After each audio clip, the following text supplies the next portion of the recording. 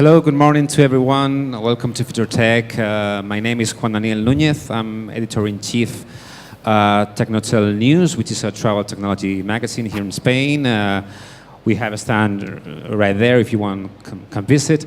And for the next 25 minutes, we are going to be talking, along with what you just have seen, we are going to talk about how customers are becoming more and more the device, and how travel companies such as hotels, meta-search, or hardware companies or software companies are dealing with this fact and are working to provide customers with more technology, connecting with them through technology. So we have with us here right with me, we have José Petisco, which is a CEO from CISCO Spain. We have Daniel Kerzner, which comes from Starwood Hotels. And we have Filipov from Skyscanner. Hello. So I have a few questions I'm going to throw here, but if at any time you want to ask a question, just feel free to raise your hand and ask a question. That would be great. So our first question to our panelists, considering that most users have now so much advanced devices on their hands, we see that still we have companies providing hardware to hotels, to customers. So I think this would be first a question for Starwood. How do you see, should we bring devices to the customers? Should we use their devices to connect with them through their devices using apps, or how do you see it?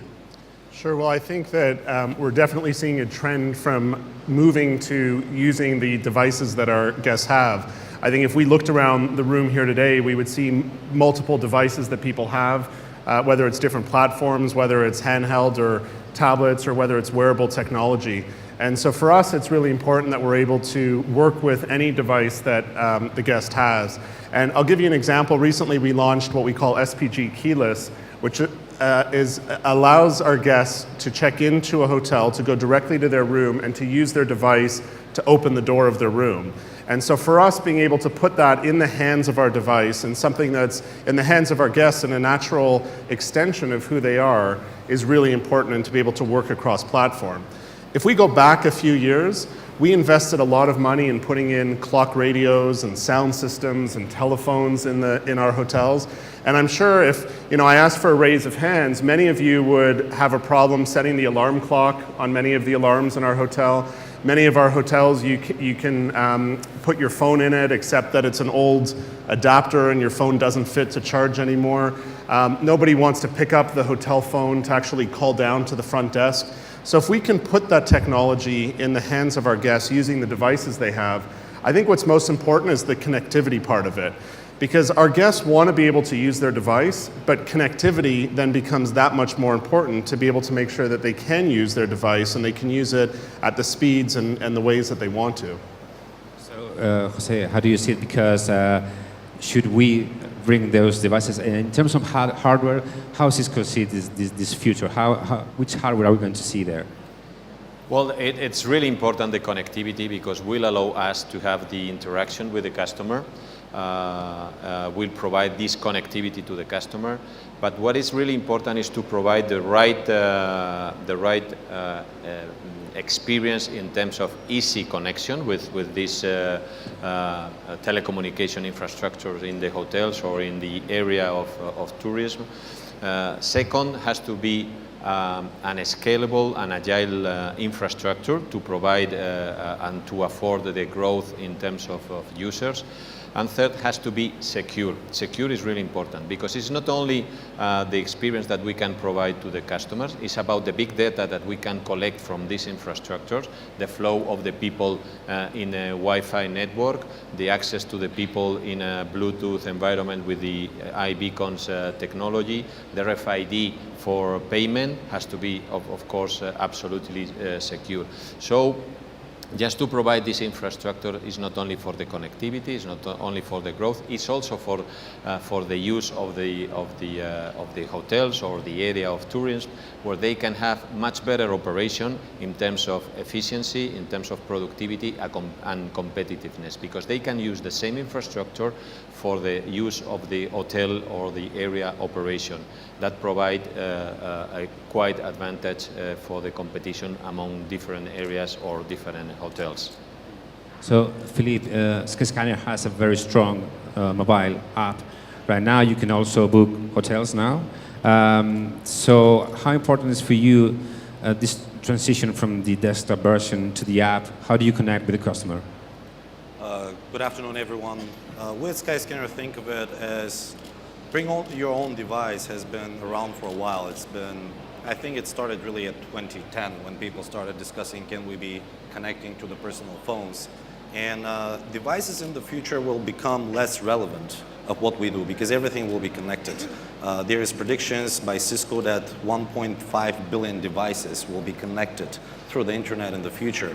And as a meta search, what we're thinking about is how can we enhance the experience of any single traveler that allows them not only at the hotel room to actually check in, and as Daniel mentioned, the good advances where you can check in your room and unlock it with your phone. How can we follow this through the journey from planning to actually going to the airport, interacting at the airport, and then having your stay at the destination?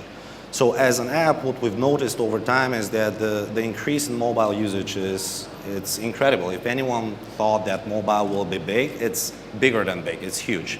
And it's happening a lot faster. So people are identifying a lot more with their phones, especially for emerging markets, and that is their first nature. There's not going to be any concern to use the phone device, but as José mentioned, security is a critical thing here because with the recent attacks that we've seen, we have to be really careful how we offer this advice. So we as a company, the way we think about it, we need to be an enabler throughout those stages. Clearly, the supplier and the provider of the service, such as an airline and hotel, will need to have their own interaction. But we're thinking of ways how we can allow people to use our application and our content to enhance their experience, whether that's the weather and getting a taxi, in the destination where you are, or just getting on a different flight. That's where we will play as a meta search engine.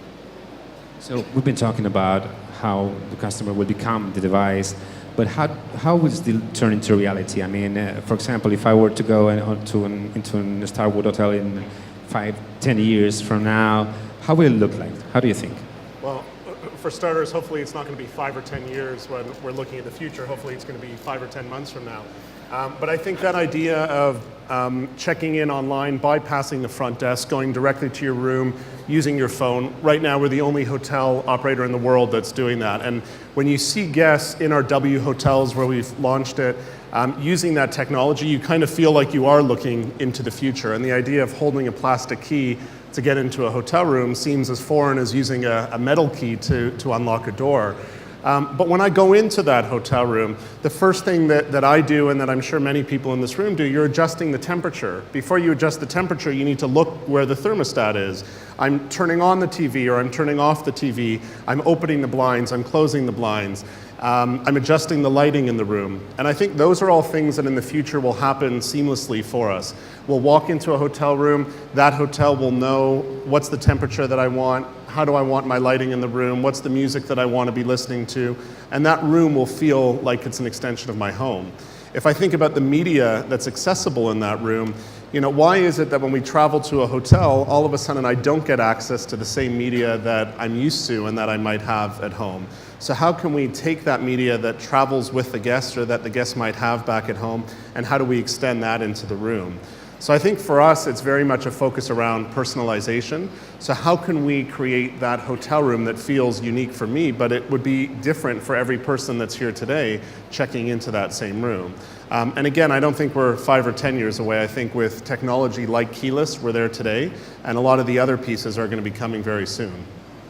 Jose, what do you think? Which hardware and software elements do you think we'll see in a hotel in a very close future? Well, it's not a close future. It's today. Things are changing. We are in an inflection point in this in the technology market and in all the industries. Because you probably has heard about the Internet of Things. This is booming. Today, only 1% of the things are connected to the Internet, and it means 14 billion of things connected to the Internet. 14 billion American billion. It's 14,000 million of things connected to the Internet. But the forecast is to have 50 billion or 50,000 million connected to the Internet.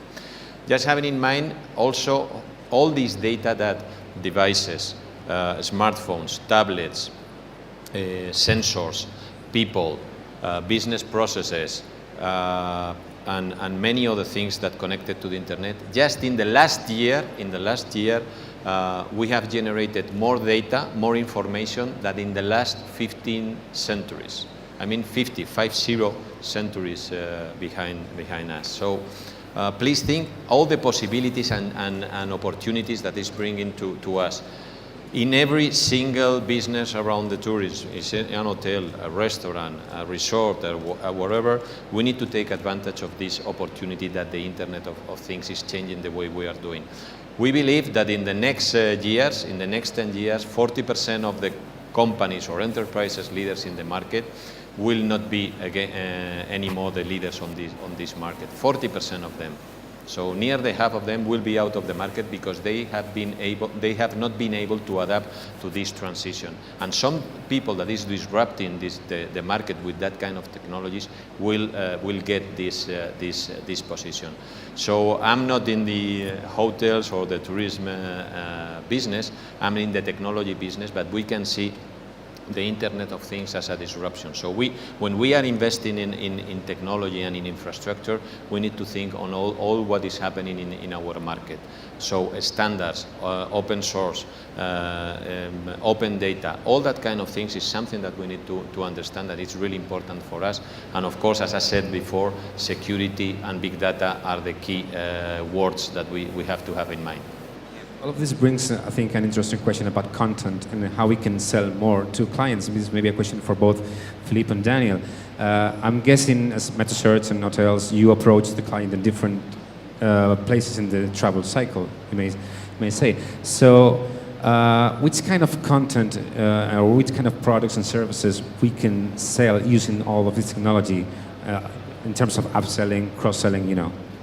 So this goes back to personalization, and there's a couple of things. Personalization is based on data, and if you don't store your data today, you should start immediately because there's no way you can do the relevant suggestions if you don't know how your passengers or guests behave. And the second part of this is trust.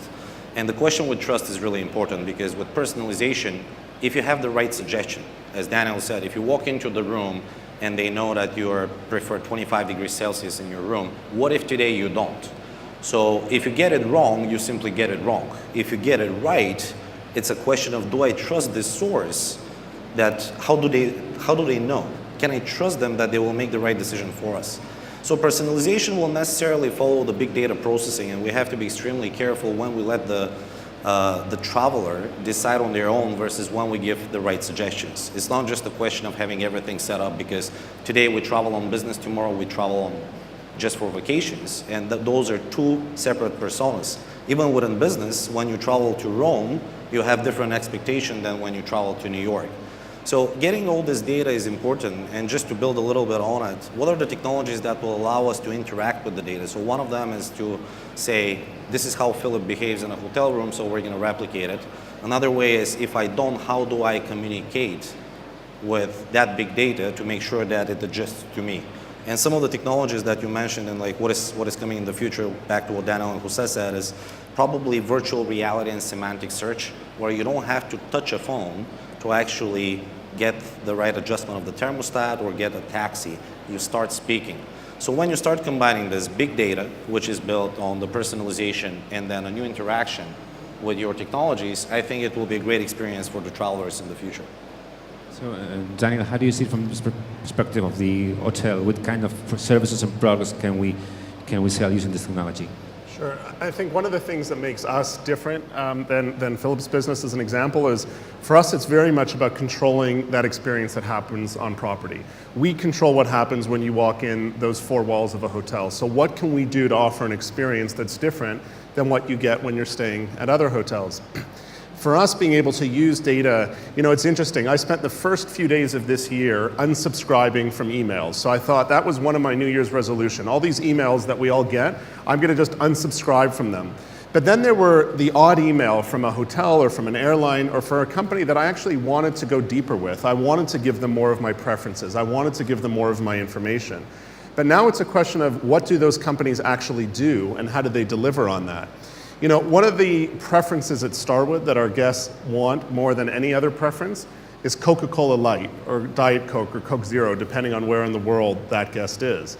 So for us to learn that that's a guest preference, and I agree we need to make sure that just because I like Coca-Cola Light doesn't mean I want it every stay. But what we need to protect is that I don't go home and start getting marketing from Coke, or I don't get a Coke t-shirt because I like Coca-Cola Light in my room. And so for us, I think our guests want to have a more personalized experience, and I think our guests understand that in order to have a more personalized experience, I actually have to give you more information. But I'm only going to give you one chance at what you do with that information. And we have to make sure, and travel profiles and personas differ from stay to stay. So for us, there's a lot of listening that comes into it as well. But I think if you ask the guest, if you ask the customer, what is it that is going to make this stay special for you? I think our guests want to tell us and they want to give us that information, and they respect that Starwood's going to respect that information as well. I'd like to follow up the thing, because this is a question for CISCO, because as we are becoming more the device more and more, and there's so many technology in this whole process, do you think that users will feel kind of an invasion in their intimacy because they were giving out so much data, or do you think they will embrace this kind of new things that they're going to be warned when they come into a hotel or when they use the Skyscanner app? Oh, it's an offer just for me. Do you think they're going to feel flattered about it, they're going to like it, or they're going to feel invade somehow? Well, it's a personal decision. When you are opt-in or not opt-in, it's a personal decision of the user. From the other side of the coin, what we have to provide is a value add to the customer to opt-in and to get this information. So it's a personal decision. If you take advantage about going into this new world, it's because you are receiving or you are getting something in exchange. What is really important is to work on real time, because you are not opting, and if you are not receiving you are not feeling that you are receiving a value add, you say, why I'm doing that? I'm not receiving nothing in exchange for this. And if you receive that 1 week later or 2 days later, probably it's not enough. So then we move to the concept of fast IT, or fast IT. That it's, we need a technology that has to be agile, that has to be on real time, and has to be scalable, and has to be, of course, secure. This is the concept that CISCO has about fast IT. From the core of the IT system, from the data center to the edge of the network or the access in the network where we are in the hotel. And we are developing, as we are a company that is investing 6,000 million per year in innovation, in research and development. We are working in technologies to provide and to accelerate this real time for the customer with technologies like fog computing. Probably you have been listening about all the cloud technology that it's working with us today. The next phase will be fog computing, like the fog in London or in some other. So it's moving from moving the cloud up to down to the customer, where you can have decisions much faster between the different devices and elements of the technology. So real time for me, it's a big thing, and of course security, and it's a customer or personal decision about if I want to share my data or not. Do we have any questions from the audience? Does anyone have a question? I have one more, and we have like 5 minutes, so if anyone has a question. Okay, I'm guessing there are lots of independent hotels here in the audience, so this is maybe a question for either which one of three of you. if I'm an owner of an independent hotel, how do I bring this down to earth, down to reality? How do I use all these data that we are going to have about the customer to really improve my business? Maybe Starwood. To me, there's two things that come to mind. Our business is about understanding our customers. You know, if we go back 100 years in our hotels, a guest is checking in at that hotel, that guest has certain preferences, certain things they're asking for. So I think a lot of it is really listening in and having that dialogue with in our case, with our guests or with your customers. But I think the other is making sure that we're speaking to the guests in the way that they want to speak to us. And I'll give you a quick example.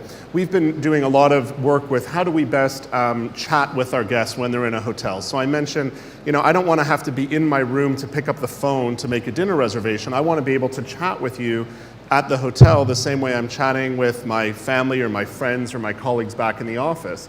And then we thought, well, do we build this in our own app or do we use technology that's out there already? And right now, we're testing, as an example, working with WhatsApp. And what we find is that speaking to our guests on their terms, and I think that's something that any hotel, if I was an independent hotel, my advice would be get a tablet or a mobile device, get it at the front desk, give out your WhatsApp number, your email address, your SMS number, and let your guests talk to you the way that they want, and don't dictate how you want to talk to your guests. Absolutely. I think the way we communicate with people will change. In a couple of years, the youngest legal member of Facebook will be born. So in essence, there is a whole generation that is used to this. They don't talk and they don't meet in person anymore. So finding the channels that those guys are using, and WhatsApp is currently 700 million in terms of daily users, is important. Instagram is another way to communicate, Snapchat obviously. So the way we communicate with the customers will change. It will be a lot less voice, a lot less human interaction, a lot more, as Daniel put it, let's come to terms of how they want to communicate rather than us trying to drive this discussion. And that's also how we think in terms of an interaction within the app.